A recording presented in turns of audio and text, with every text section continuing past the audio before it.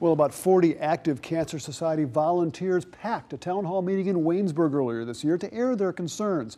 They question why so little of the money they raise is going back to their community. They did not get the answers they hoped for, so they shared their concerns with Action News Investigates, and we started digging into the finances of the $800 million organization.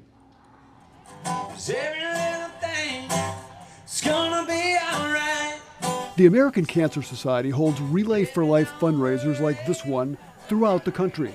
The Cancer Society says the Greene County Relay is one of its most successful, raising more than $2 million in the past 2 decades. That's a lot for a small county.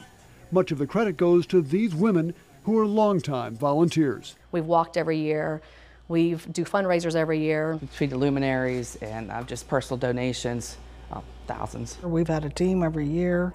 Carrie Simkovic lost her mother and aunt to cancer. Her son is being treated for a brain tumor.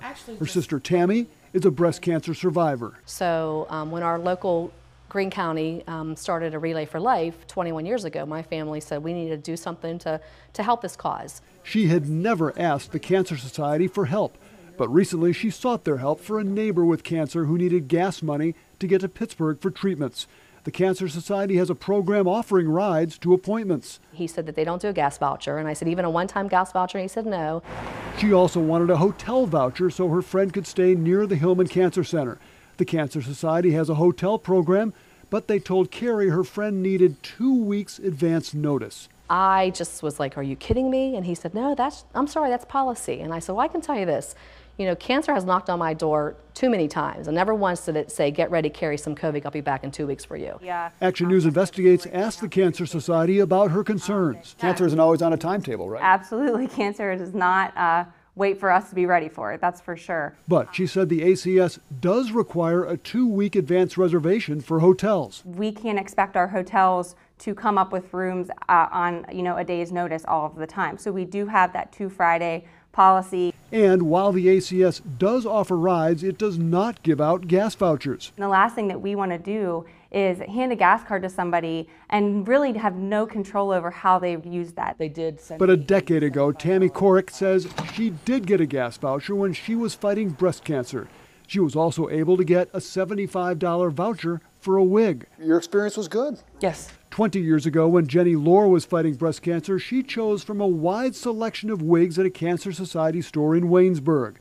2 years ago, cancer struck her again, but the local Cancer Society store had closed, so she had a choice of just 7 wigs kept in a closet at a local hospital. It wasn't the highest quality, and it was itchy and hot. The Cancer Society's most recent tax return shows it spent $1.7 million in cash on wigs, transportation, hotels, and other programs for victims. By contrast, the top 2 executives for ACS had total compensation of $2.5 million. Action News Investigates showed those numbers to a Cancer Society official. It's less than what you pay your 2 top executives. Is that really a fair balance? Well, keep in mind that what we spend on our programs includes some salary.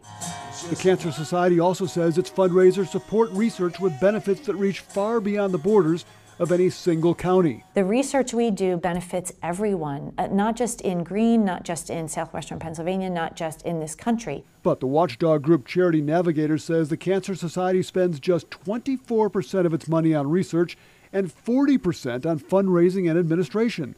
That's the main reason it gives ACS a rating of just 2 out of 4 stars. The amount of money that's actually going towards programs is lower than on average. The amount of money that it costs them or that they're devoting to fundraising is also higher than most organizations. Shouldn't more of that money be going to research?